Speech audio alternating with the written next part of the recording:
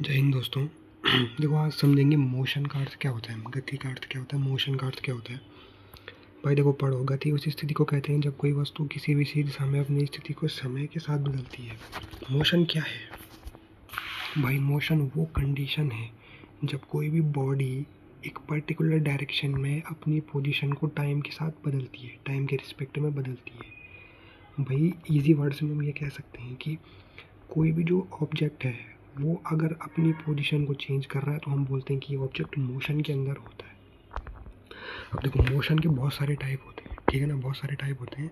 Basically 4 type यहाँ पे दिए हुए हैं। सबसे पहला होता है स्ट्रेट लाइन मोशन। देखो इसमें क्या होता है, जब कोई वस्तु सरल रेखा में गति करती है तो उसे आपका स्ट्रेट लाइन मोशन कहते हैं। मतलब जैसे कि भाई कोई भी जो ऑब्जेक्ट है वो जब किसी स्ट्रेट लाइन के अंदर मोशन करता है ना, स्ट्रेट लाइन के अंदर जब मोशन करता है तो वो स्ट्रेट लाइन मोशन होता है। सिंपल सा है, मतलब इसको आप कह सकते हो जो 1D मोशन होता है ना, उसी को कहते हैं स्ट्रेट लाइन मोशन, है ना, प्लस और माइनस वाला।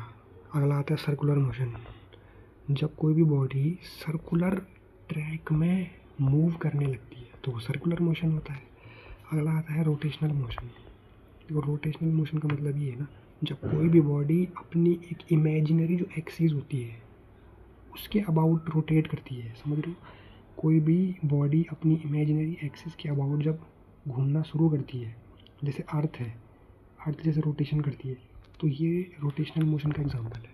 ऑसिलेटरी मोशन में क्या होता है कि कोई भी बॉडी अपनी मीन वैल्यू के लेफ़्ट और राइट में जब बार बार पीरियोडिक मोशन करती है तो वो ऑसिलेटरी मोशन होता है। अगला है लॉज ऑफ मोशन। तो लॉज ऑफ मोशन आपको पता है न्यूटन ने दिए 3 दिए, फर्स्ट सेकेंड और थर्ड लॉ, 3 लॉ दे रखे हैं। पहला लॉ ये बोलता है ना कि भाई कोई भी बॉडी तब तक अपनी स्टेट में बनी रहेगी, इनिशियल स्टेट में, जब तक उस पर कोई एक्सटर्नल फोर्स एक्ट ना करे। जैसे कोई बॉडी चल रही है तो वो चलती रहेगी जब तक उस पर कोई भी एक्सटर्नल फोर्स एक्ट ना करे।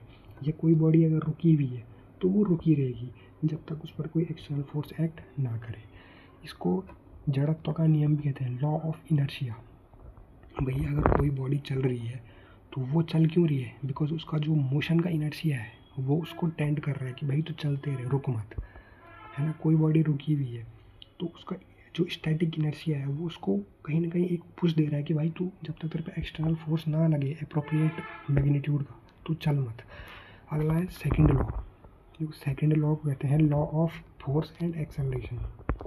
इसमें क्या होता है कि ये सिंपल बोलता है, देखो ये मैथमेटिकल ज़्यादा आप समझ सकते हो इसको, इसकी फिजिकल फील लेना थोड़ा टफ होता है पर मैथमेटिकली इसको आराम से समझा जा सकता है। सेकंड लॉ ये बोलता है कि भाई किसी भी बॉडी का जो एक्सेलरेशन होता है वो उस पर लगे फोर्स के डायरेक्टली प्रोपोर्शनल और मास के इन्वर्सली प्रोपोर्शनल होता है। F बराबर ma इसका शॉर्ट फॉर्म होता है या मैथमेटिकल फॉर्म होता है। अगला है थर्ड लॉ।